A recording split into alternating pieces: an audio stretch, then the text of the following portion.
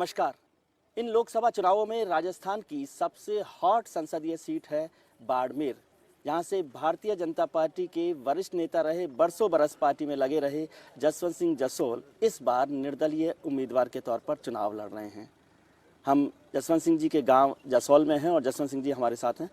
जसवंत सिंह जी, आपका बहुत बहुत स्वागत है फर्स्ट इंडिया पर और चक्रव्यूह में। आपको बहुत बहुत मुबारक कि आप इस चुनाव मैदान में हैं। लेकिन 40 साल तक 45 साल तक भारतीय जनता पार्टी की सेवा करने, उसमें लगातार सक्रिय रहने के बाद ये फैसला क्यों करना पड़ा आपको कि आप निर्दलीय के तौर पर मैदान में हैं? पहले तो मैं जसोल में नहीं हूँ। ये जो मेरी ढाणी है, जसोल की ढाणी है। नहीं, जसोल जसवंत की सिंह जी की ढाणी है। नहीं, जसोल की ढाणी नहीं कहलाएगी जी, ये जसवंत सिंह की ढाणी। जसवंत सिंह जी की ढाणी। इसलिए ठीक, अपने आप में हमारी शैली में जी, गांव अलग है, ढाणी अलग है। दूसरा, आपने पूछा कि क्यों ये निर्णय हुआ। हम वास्तव में ये प्रश्न तो पूछना चाहिए राजनाथ सिंह जी से या श्रीमती वसुंधरा राजे से, तो क्योंकि आपने पूछा है मैं बहुत संक्षिप्त उत्तर देता हूँ। सवाल उठा था आज से कोई साल भर पहले। मैंने माननीय आडवाणी जी को, राजनाथ सिंह को और भारतीय जनता पार्टी के मेरे अन्य सहयोगियों को कहा था कि अब अगला चुनाव मेरा आखिरी चुनाव होगा और मैं वो 10वां चुनाव भी होगा। अब तक जहाँ पार्टी ने मुझे कहा, मैंने चुनाव लड़ा। माननीय भैरू सिंह जी ने कहा नहीं जोधपुर से लड़ना, तभी मैंने कहा था आप मुझे घर जाने दीजिए। उनका नहीं, जोधपुर से लड़ो, वहाँ अशोक जी गहलोत आएंगे। खैर वो चुनाव हुआ, अशोक जी गहलोत को लोगों ने हराया चुनाव में। हराया शब्द ना भी प्रयोग करूं तो अशोक जी को लोगों ने कहा आप यहीं महामंदिर में रहिए जोधपुर के। मुझे कहा आप दिल्ली जाइए। फिर मुझे भैरू सिंह जी फिर आया चुनाव 2 साल बाद, वो संक्षिप्त पार्लियामेंट थी, तो मैंने भैरू सिंह जी को आप जाने दीजिए। उन्होंने कहा नहीं अब चित्तौड़ जाओ।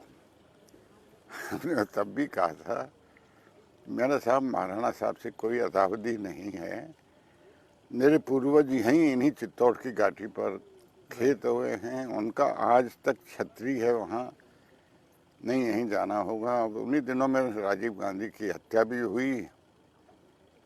लोगों ने कहा कि अब तो तुम डूब गए। हम डूब गए तो फिर देखेंगे। लोगों ने महाराणा साहब को कहा आप महल में विराजो, मुझे फिर से वहाँ भेज दिया।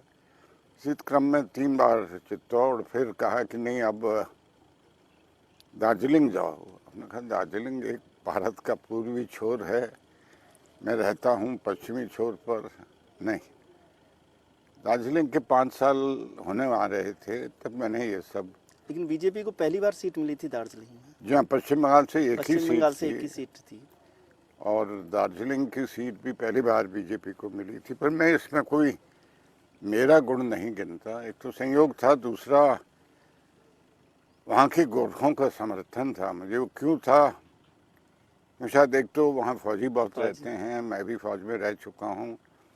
वैसे गोरखा पलटन पर कभी कमान करने का मुझे अवसर नहीं मिला था, पर उन्होंने बहुत समर्थन दिया। 2.5-3 लाख से मुझे जिता दिया। फिर भी मैं यहाँ आना चाहता था क्योंकि अब ये मेरा अंतिम चुनाव है। 9 बार लड़ चुका हूँ, 10 से ज़्यादा मेरी इच्छा भी नहीं है। इसीलिए मैंने आडवाणी जी से कहा, राजनाथ सिंह जी से कहा, अन्य मित्रों से कहा, ऐन वक्त पर मैं तारीखों में नहीं जाता, खींचती गई राजस्थान की सूची, खींचती ही गई।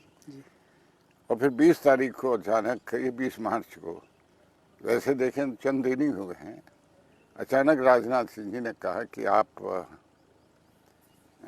आपको हम बाड़मेर जैसलमेर से नहीं लड़ा सकते, मेरा घर भी है, मेरा ननिहाल भी है, क्या बताऊं। खैर तब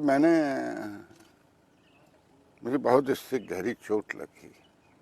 उससे भी गहरी चोट तब लगी जब पार्टी ने, भारतीय जनता पार्टी ने ऐलान किया कि पार्टी के प्रत्याशी माननीय कर्नल साहब सोनाराम जी होंगे, जो अपने आप में 2 महीने से भी कम, मतलब 2 दिन पहले तक कांग्रेस के तो थे ही, भारतीय जनता पार्टी को गालियां लगा रहे थे। और आज भी अगर देखें तो जो बैतूल क्षेत्र है विधानसभा वहाँ का, पर हाथ के निशान के साथ कर्नल सोनाराम का जहाँ नाम उनके तस्वीर लगे हुए हैं, जी। तो ये लोगों को ये चीज़ बहुत काटती है। मैं इसी धरती का हूँ। लेकिन फिर इतने मैंने वरिष्ठ नेता को जी, तो अब इतना, ये तो एक ऐसा अपमानजनक निर्णय है कि सोनाराम जी अपने हो गए और जसवंत सिंह पराया हो गया। तो फिर हमने सोचा कि अगर हम वास्तव में इतने पराए हैं तो पराई होकर चलते हैं। इसलिए, और जब मैंने नामांकन भरने के लिए 24 तारीख को जोधपुर से रवाना, नहीं 24 को भरना था, जोधपुर से शायद मैं 22 तारीख को रवाना हुआ। कितने दिन, 14 दिन ही हुए आज से पहले। जिस प्रकार से डोली गांव, जहाँ से बाड़मेर की सीमा आरंभ होती है, जिस प्रकार से स्वागत वहाँ मेरा हुआ, इसमें तनिक अतिशयोक्ति नहीं है। मेरे इतने लंबे राजनीतिक काल में, अनुभव में ऐसा मैंने स्वागत कभी नहीं देखा। लेकिन सवाल यह है कि आपने एक शब्द इस्तेमाल किया कि जसवंत सिंह पराये हो गए। ये पराये होने का फैसला पार्टी को क्यों करना पड़ा? इतने वरिष्ठ नेता, मेरे ख्याल से इस समय जो पार्टी का निर्णायक मंडल है उसमें लालकृष्ण आडवाणी और जसवंत सिंह 2 ही वरिष्ठ नेता हैं। तो उन दोनों के लेकर, जसवंत सिंह जी को लेकर ऐसा फैसला करना पड़े, क्या वजह रही? भाई ये प्रश्न मुझसे मत पूछिए। वास्तव में ये प्रश्न जो, आप तो सेंट्रल इलेक्शन कमेटी के मेंबर नहीं, भी वो रहे। सब अब बीती बात है। इसलिए वास्तव में नहीं, कोई बड़ी वजह रही होगी ना कि जसवंत सिंह जी बड़ी जैसे वजह, लोगों अब को मैं चोट पहुंचाने का कोई अचानक निर्णय नहीं होता। नहीं है। सुषमा जी ने कहा कि केंद्रीय चुनाव समिति की बैठक में ये निर्णय नहीं हुआ, और भी पार्टी के कई वरिष्ठ नेताओं ने इस पर आपत्ति दर्ज की। कल हम बाड़मेर में थे तो वहां पर जो लोकल लीडर्स थे उनको बड़ी दुविधा है बीजेपी के लीडर्स को कि वो जसवंत सिंह को अपना नेता माने या कर्नल सोनाराम के साथ चुनाव प्रचार करें। मुझे खेद है जो भारतीय जनता पार्टी के यहाँ स्थानीय नेतृत्व है, कुछ खेद भी है, कुछ सहानुभूति भी है। वास्तव में इस निर्णय के पीछे, जिसे कहते हैं, राजनाथ सिंह जी ने कहा राजनीतिक कारण थे, या तो राजनाथ सिंह जी स्पष्ट करें भाई, क्या राजनीतिक ऐसे जकड़ आ गई कि सोनाराम जी को टिकट देना ही पड़ेगा? कुछ लोग फिर उससे आगे ऐसी बातें कहते हैं जैसे बहुत और भी ज़्यादा दुख होता है। ये सीट तो बिकी है, ये सीट, इसका निर्णय नहीं हुआ है जी। क्या ऐसा हुआ है? काफी लोग कह रहे हैं इस तरह की बात। हाँ, ऐसा कह रहे हैं लोग, ऐसा कह रहे हैं। आपको लगता है ऐसा? ऐसा तो नहीं था कि पार्टी ने सोचा कि जसवंत सिंह जी बाड़मेर की सीट जिता नहीं सकते और मिशन 25 पूरा नहीं होगा? मैं इसमें, हाँ, ये विनेबिलिटी की बात बीच में किसने की थी, शायद जेटली जी ने की थी, और किसने की, क्योंकि मैंने फिर ध्यान देना छोड़ दिया था। मैं याद दिलाना चाहूँगा कि मेरा सुपुत्र मानवेंद्र इसी बाड़मेर जैसलमेर सीट से सांसद का चुनाव लड़ा था 2 लाख वोटों से जी। 2,70,000 से, जो इस क्षेत्र का रिकॉर्ड है। अब वो जीते और बाप नहीं जीते, ये थोड़ा नहीं, तो जब जीती जिताई सीट हो, मान लो मानवेंद्र ने जो सीट जीती है, जसवंत सिंह जी वो सीट जीत सकते हैं, तो फिर क्यों ऐसा फैसला करने की जरूरत है? मान लीजिए, क्योंकि राजनीतिक निर्णय तब होते हैं जब हम विनेबिलिटी फैक्टर्स को देखते हैं, कुछ और कारण देखते हैं कि सीट ये मुश्किल हो रही है तो फिर दूसरे उम्मीदवार को खड़ा किया जाए, जैसे कुछ और जगहों पर किया गया। मुझे नहीं मालूम। यहाँ सब लोग बार बार कहते हैं कि अरे साहब, आपको हम क्या बताएं, ये सीट तो बिक गई थी। आज से 25 दिन पहले वो कहते थे कर्नल साहब कि ये तो मैं ही लाऊंगा, नहीं आऊँगा। अब इतने आत्मविश्वास के साथ यदि वो कह रहे थे। लेकिन इतने समय से मैं जसवंत सिंह जी को सुनता रहा, या तो आप हमें बुद्धू बनाते रहे कि आप अपनी पार्टी को चाल, चरित्र, चेहरा, संगठन, परिवार और ये सब बातें करते रहे, और उसका नतीजा ये है। भाई, मेरी क्या होता है औकात की, वे आपको, आपकी बिरादरी को, जैसा आपने, नहीं, ये चरित्र है क्या पार्टी का? ये चाल है, ये चेहरा है, ये इसको लेकर के, इस चाल, चरित्र और चेहरे के बारे में जो आपने टिप्पणी की है, ऐसा लक्ष्य लेकर के तो हम नहीं चले थे, जी। बिल्कुल नहीं। और ये जो दिख रहा है, और इसी कारण मैं अकेला ही अपमानित नहीं महसूस कर रहा। मैं आपको सही कह रहा हूँ कि आज अगर मुझे शक्ति मिल रही है इस धरती से और यहाँ के लोगों से, तो वो इसलिए है कि मुझे तो अंगीकार किया ही लोगों ने जी। कि मेरी एक बहुत बड़ी वैयक्तिक उपलब्धि है, गिनता हूँ, एक धरोहर है, परंतु वास्तव में यहाँ के लोगों ने इस अपमान को निजी अपमान समझा।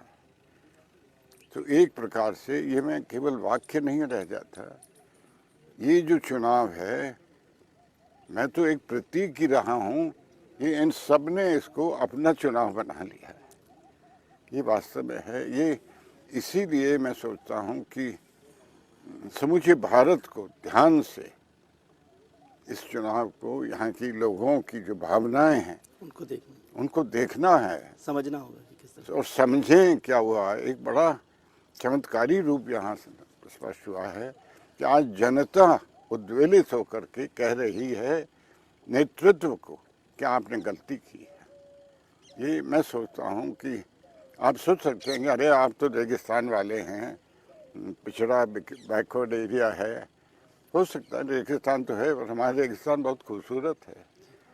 और सर, जब आप कहते हैं कि ये यहाँ के लोगों की राय है कि यह सीट बिकी है, और चुनावों में टिकट के बंटवारे में दो लोगों की अहम भूमिका रही, राष्ट्रीय स्तर पर नरेंद्र मोदी जी की और राज्य स्तर पर मुख्यमंत्री वसुंधरा राजे जी की, तो किसी से तो खरीदी होगी सीट।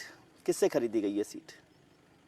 मैं जानता नहीं, टिप्पणी नहीं करूंगा इससे आगे, क्योंकि मैं सुनी हुई बात कह रहा हूँ। लेकिन कुछ लोग कहते हैं कि मुख्यमंत्री जी ने, वसुंधरा जी ने इसे व्यक्तिगत प्रतिष्ठा का सवाल बना लिया कि जसवंत सिंह जी को टिकट नहीं मिलना चाहिए। हाँ, ऐसा भी है, हो सकता है कि उन्होंने अपने एक बदले की भावना से ये निर्णय लिया है। जी। मैं माननीय अडवाणी जी, अटल जी का उदाहरण देना चाहता हूँ। कई ऐसे मौके आए जब इस प्रकार से, तो 16वीं लोकसभा है, इन दोनों ने, इन दो महानुभावों ने कभी इस तरह का दुश्मनी के भाव से आधार पर फैसला, या दुश्मनी के आधार पर कभी कोई निर्णय नहीं।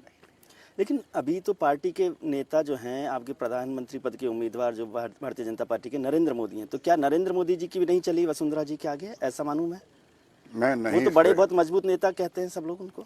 अब मैं क्या कहूँ, मुझे नहीं मालूम। या वो भी इस फैसले में शामिल थे? कुछ तो बात हुई होगी। नहीं, मेरी किसी से कोई बात नहीं हुई, क्योंकि अब जब मैंने पार्टी ने मुझे निष्कासित कर दिया। जी। निष्कासन से पहले तो इस पर बात हुई होगी। नहीं। पार्टी के अध्यक्ष है राजनाथ सिंह, पार्टी के प्रधानमंत्री पद के उम्मीदवार हैं नरेंद्र मोदी। नहीं, तो उनसे, राजनाथ सिंह जी से जरूर मैंने कहा था। जब संतोषजनक जवाब नहीं मिला तो मैं अडवाणी जी से मिलने गया था। छोटी 15 ही मिनट की मेरी बैठक थी, और अडवाणी जी को मैंने कहा, अडवाणी जी मुझे बहुत खेद है, अब मैं जाऊंगा।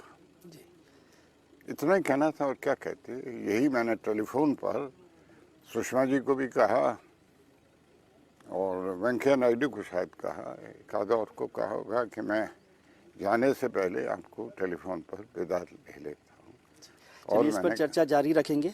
ब्रेक पर चलते हैं, ब्रेक के तुरंत बाद लौटते हैं। हमारे साथ जसवंत सिंह जी हैं और आप हमारे साथ बने रहिए, बहुत महत्वपूर्ण चर्चा है।